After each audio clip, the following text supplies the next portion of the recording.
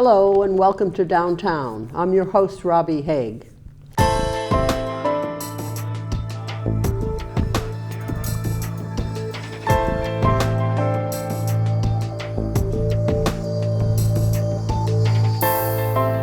Today I am talking with Gregg Brasso, who was a veterans advocate and the host and creator of Veterans Voice on WATD.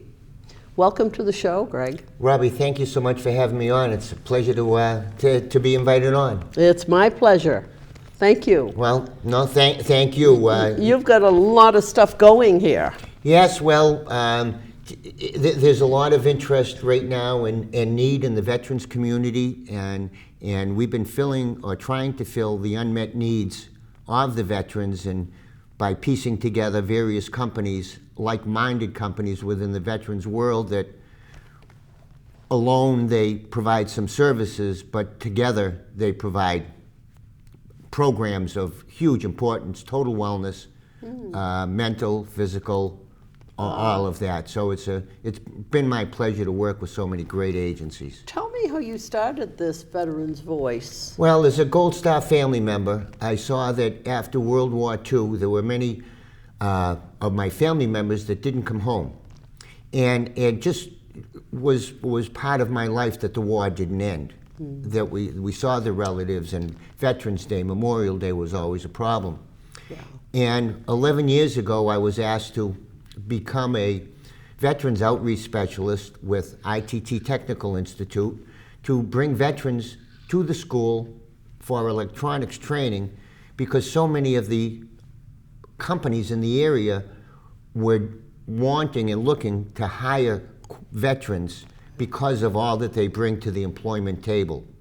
Excellent. So I started as a veterans advocate and began to assemble a team, my network of companies that all perform different services to the various veteran male and female populations. And it's a combination of the federal agencies like the VA, the SBA are big supporters of mine. We work with the U.S. Chamber of Commerce, the U.S. Department of Labor. Wow. But then we also work with the state agencies. Department of Veteran Services, Massachusetts has a great group of specialists head by Secretary Francisco Urena, who is the Secretary of Veterans Affairs, and we've got the ability to target so many different treatment options for veterans, whether it's homelessness or addiction or education or family or whatever it might be. In our team, as Colonel Henke from the VA Outreach says, it's one team, one fight, and in our group of network, we can answer nearly any problem that arises in the veteran and their family world today. Fantastic. You certainly have a lot of backers here. Yes, well, we're very proud of our guests, because my show is about what my guests can do. The DAV, Disabled Veterans, are huge sponsors and guests, because they're right in the field. They're in the trenches with the veterans that are maybe the most needy of all, those disabled veterans that have suffered and are trying to access their disability benefits, disability claims. There's all sorts of questions in there. And we talk a lot to the veterans community, the Vietnam veterans community, because that community was maybe shunned a little bit when they came back, and a lot of them have not reached out to the VA for their benefits. Really? Because of government distrust. Wow. When they came home, they were told to take their uniforms off before they got to the airport. Just get back into the community, whereas now the veterans are welcomed with parades, and that causes a little bit of dissension among the Vietnam era veterans. I would think so. Yeah, and they've got a lot of issues. They've got They come back with a lot of issues. They certainly don't need another issue at home. And one of my dear friends came back when he was 21. I was 19 or 20, and he came back from the war, and we became friends for 10 or 15 years, and then we separated. But We recently got back together, and when I told him what I was about, he said that he has reoccurring nightmares from his experience in Vietnam as a combat medic.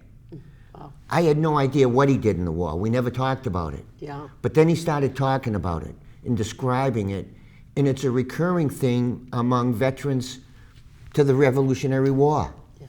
That it's been identified as shell-shocked, Yes. as whatever it might be, and boy, not much was just suck it up, Right. just go on and whatever. Right. Well, And men were expected to do that. absolutely, Yeah. Absolutely. What a mistake. Well, in the war in Vietnam was a different type of a battle in that there were no front lines. World War II, you knew where the front lines were. You could go back 20 miles and get a safe night's sleep. In Vietnam, there were no safe night's sleep. When you got to theater for the next 365 days, you were at risk every minute of every hour that you were there.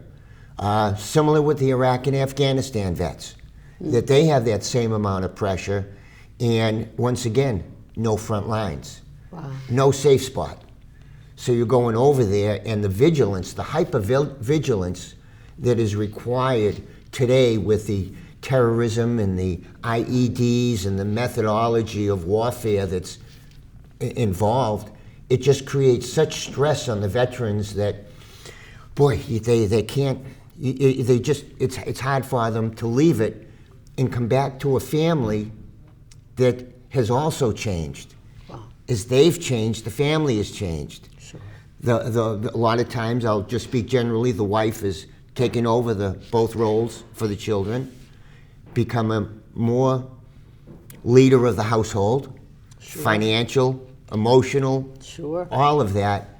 Well, now the father comes in, and it's not quite the same. You know, his children don't necessarily know what to ask him. Mm-hmm. Wow. So And there's he's been through a great deal also. he and she. He and she. Thank you for that. He and Yes. she, the women veterans world is the fastest growing segment of the veterans population. And they're being indoctrinated more and more into the front lines, into the battlefields. And they're coming back with problems related to war, problems related to the military. But unfortunately, there's some sexual trauma that's going on in the female world and in the male world that the military is just starting to address. So there's side effects to war other than just being in the battlefield. Sure. A lot of the veterans that serve, every veteran that serves, whether in the battlefield or not, is serving every day. Yeah. Corporal Orlando from Hingham, Mass. just recently gave his life on a training mission in Hawaii in a helicopter. Really? That they train at night in storms, the most dangerous conditions. And their helicopter went down, and the danger in their training of firing cannons and hand grenades and all of that, extremely dangerous. Things we'll never know. Things we'll never know, but the veteran and the family will start to know, and that's what the Veterans Voice does. It brings light to some of these veterans' issues, and also we target the veterans benefit programs that are out there, and we categorize it in four major categories. We have the health area, the VA benefits, all of that, but we also have Massachusetts state benefits. So you have the federal here, and then you have the Massachusetts filling in those cracks. So there's really a tremendous amount of services available, including Massachusetts being the only state in the nation that by law has a veteran services officer in every town hall, Wow. paid by the state. Excellent. And it provides such tremendous accessibility to the VA, as opposed to New Hampshire. I just talked to the director of the New Hampshire Veterans Benefits Program. They only have several veteran services officers that travel around. They cover huge amounts of territory, and to get sit-down FaceTime with them is very difficult. You can just walk into almost any veteran services officer in Massachusetts, and they're going to see you immediately, if not sooner. Fantastic. It's a great program. It brings a lot of benefits to bear. Tell me a little about the books you brought here. Well, since I started my show, I was inundated by calls from veteran authors that had written books of all sorts, Medal of Honor recipients, on down, all sorts of self-narratives. And I kept telling them I wasn't a bookstore, that I'm not a bookstore. Well, after bumping into some folks that read books to the blind on air, after they gave me approval. And they do that at WATD? Downstairs, Mr. Ed Perry, the owner of WATD, organized a station called Talking Information Center that has been funded by the blind, and they turn print into sound. They have over 200 volunteers that read the Boston Globe, the Wall Street Journal, the Boston Herald to the blind on a daily basis, 24 hours a day, 7 days a week. Excellent. They indicated a desire to read my veterans authored books to the blind on air, Terrific. which gave me the impetus to say, maybe it's time we start a little veterans authored bookstore. Now you're a bookstore. Now I'm a bookstore, and my friends at Egypt Country Store in Situate have given me a wonderful opportunity to share their space in a low-key, nice coffee, ice cream, homemade fudge, way laid-back environment, so that we're displaying our books and helping to get the message out for these veterans, that to tell Mike Cunningham's story of walking the point of his year in Vietnam on the outskirts on the Laos border in a tremendously dangerous area. And he talks of a 500-pound bomb that was detonated in his group. It killed four of his comrades. They only found 2 bodies. He just returned from Vietnam 50 years later to search with the U.S. Army, to go back and search for the remains, and they think they found his comrades' remains. Wow. And they're going to bring him back for final rest in Tennessee, I believe. Mm-hmm. But those are typical of the stories. Everybody knows there was a Vietnam War, Yeah. but they don't know the story of the story. Sure. And that's what we're doing. And Mike Cunningham, with his unbelievable narrative, self-narrative, Very good. it paints that story very well. So these books are, well, this one is honoring the veterans of Desert Storm. So is it a grouping of stories in each of these books? Well, and what this grouping of books is, I was very fortunate to run into this book right here on the liberation of Kuwait, and I wanted to add it to my bookstore collection. I called the publisher and found out that this book was not for sale, that it was free. Really? And it was funded by the Emir of Kuwait to thank the veterans of Desert Storm. And 500,000 copies were printed and handed out to each veteran of Desert Storm that could be found. Excellent. This was also similar with our book honoring Korean War veterans. Okay. That the Department of Defense said they had 25,000 pages of films and documents, and they wanted to honor the Korean War veterans in a book. So this book was assembled, funded by the South Korean government, once Really? again to thank the families and veterans of the Korean War. So these 2 books, RMS, Remember My Service Publishing out of Utah, is led by Charlene Hawks, that is such a tremendous female role model for me. I'm so fortunate that I got to meet her. The fact that she was Miss America 1985. Really? She took that experience and parlayed that into being a sideline reporter, one of the first female sideline sports reporters for ESPN. Wow. And has now parlayed that into this publishing world, and she in fact published both of these books. Really? Put together all the writing and the association with the governments. But now what it leads us to is our Vietnam Veterans Memorial Book. This is going to be distributed. We're going to print 6.5 million of these books. Really? And hand them out to each Vietnam veteran in all 50 states. Wow. And unlike these books are just national books, one copy for each. This book will actually have 50 versions, 50 volumes, one for each state, that will highlight what each state is doing for its Vietnam veterans. Wow. Here in Massachusetts, we visited the Vietnam Veterans War Memorial in Worcester. They have an unbelievable, beautiful memorial out there with a pond and some pillars, and those photos will be in here. Excellent. Tom Lyons created the first Vietnam Veterans Memorial in South Boston, dedicated in 1981. Wow. That memorial will be in the Massachusetts book. Tom Lyons will be in the Massachusetts book. Wow. Congressional Medal of Honor winner Tom Kelly, past Secretary of Veterans Affairs, he will be in the book. So it's going to be all of that Massachusetts flavor with Secretary Urena prominently displayed. Governor Baker prominently displayed, because the governors of Massachusetts, dating back to the Revolutionary War, have welcomed back their soldier farmers, because that's who went to war. So they started what was called a stand down, when everybody stood down and welcomed the veterans as they came back. Wow, yeah. And gave them the basic essentials to transition back to being a farmer. Oh, it's amazing, the things that we don't know. Isn't it true, Gregg? Well, and as we talk to all these veterans and the groups and the agencies, after all the studies are said and done, the number one problem with veterans that they identify is they don't know what they don't know.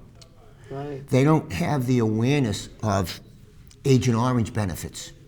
That all the Vietnam era veterans, if you set foot in Vietnam and you have a whole list of illnesses from cancer to diabetes to all these problems, it can now be directly traced to Agent Orange. Wow.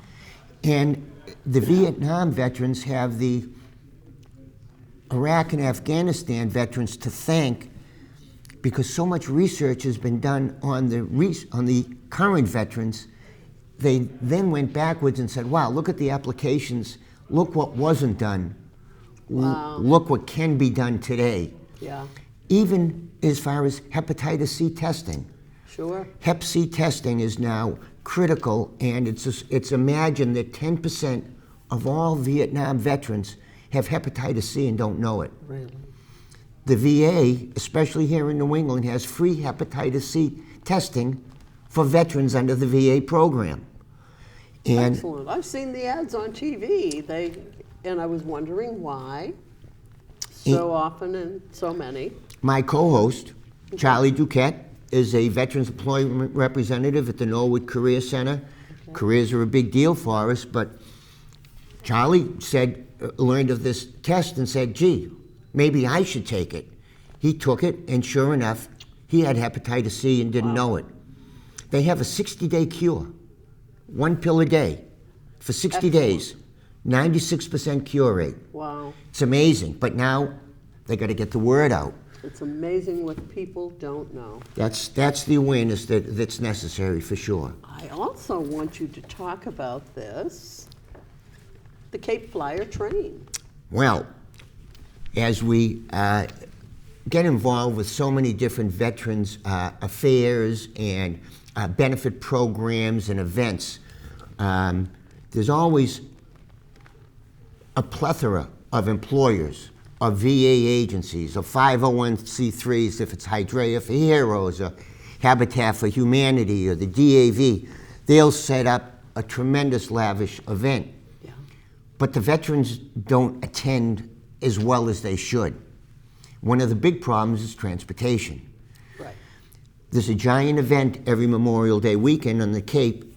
It's called Spotlight on Veterans.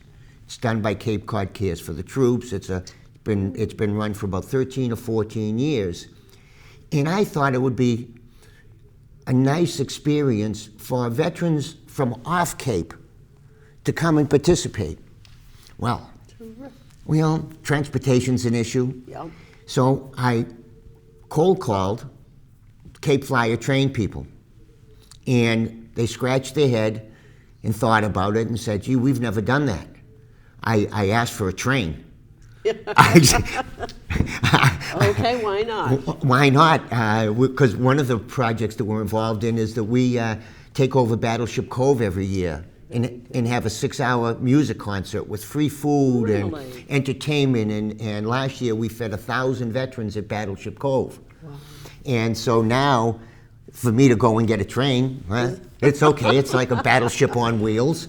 Very good. And 8 months later, we decided to launch the first Veterans Voice Cape Flyer train to Hyannis.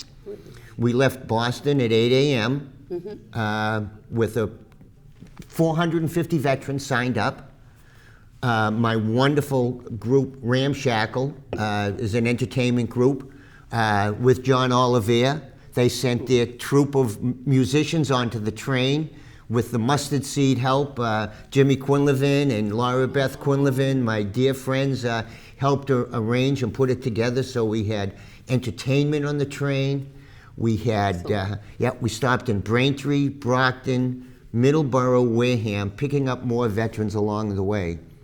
And the most touching stop of all, I think, was in Wareham. I can share photos that we took of the honor guard that was at the train platform. Wow.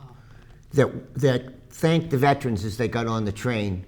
Congressman Keating got on the train and rode with us and thanked all the veterans personally.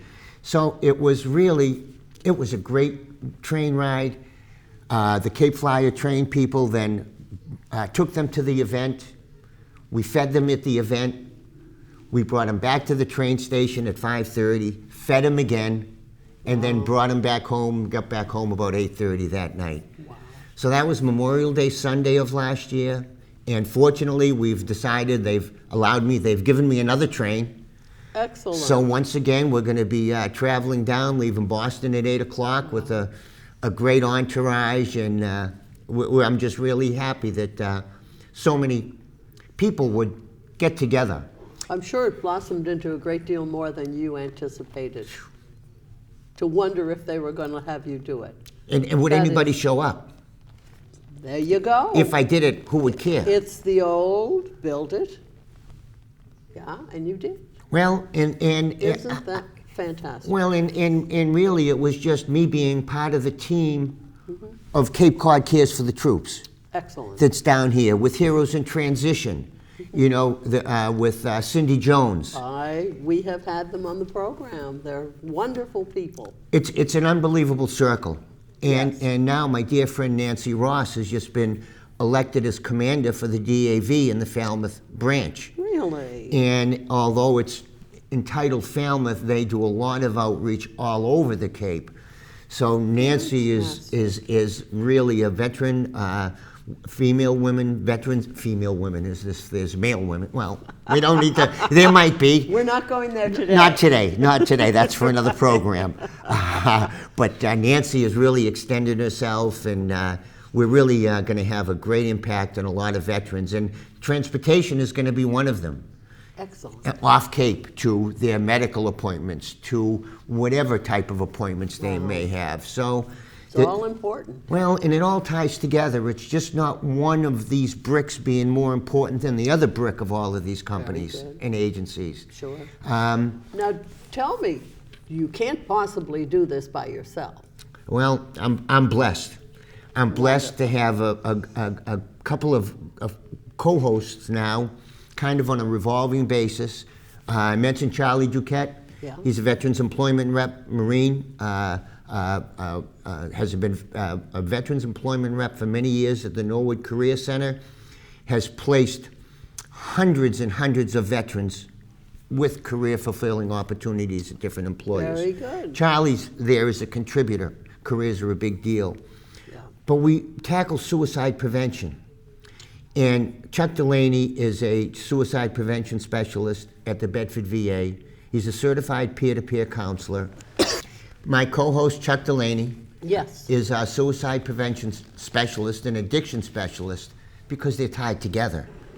And unfortunately, it's estimated that 22 veterans a day are taking their lives. Oh, And my goodness. And since 9/11, everybody is so concerned about the 5,000 U.S. service members that have lost their lives since 9/11. Huge amount. Many, many more are injured. In that same period of time, 125,000 veterans have taken their lives. My 125,000. And that's only the ones that they can prove. That's after coming home. After coming home, years later, a lot of Vietnam-era veterans are just not being able to come to grips. Wow. And the problem is they can't identify the homeless folks that are passing away as veterans. It's just a John or Jane Doe. Wow. So many. What a mess. What a mess. But here, the VA system in Massachusetts, we're really blessed to have 4 terrific hospitals that have been sharing knowledge and patients and doctors with Mass General, with Dana-Farber, with all of the major hospitals in the Boston area. And that's led to a national program where VAs are now regularly sending veterans to specialists outside the VA circle. We did it, I didn't do it, but it was done here. And the Red Sox are huge proponents of the veterans world with the Red Sox home base program, their unbelievable therapy program that now has just grown, and they're serving hundreds of veterans and their family members a year. Their new program is a 2-week extensive program. They bring in a veteran for 2 weeks of extensive discussions, Yeah. but then bring in a family member for a weekend, the mid-weekend, because now they want to talk to the family member as well. You are just loaded. You touch on something, every comment you touch on something more. I think we're going to have you back. Well, I'm happy to come back. There's so many stories to be told. Oh, absolutely. And we want to be part of that, Gregg. Well, this has been terrific. Thank you so much, and come join me up at WATD, and let's put together a Cape Cod Veterans Night. Excellent. You know, we'll bring in some other guests and Wonderful. help organize it. Maybe before Memorial Day, even. Have it before the event and before the train ride. Excellent. Let's try to put that together. Sounds wonderful. Wonderful. Thank you so much. Thank you. And thank you out there for watching. I hope you've learned something about what's going on with the veterans, and it seems that there's something new all the time. Thank you again.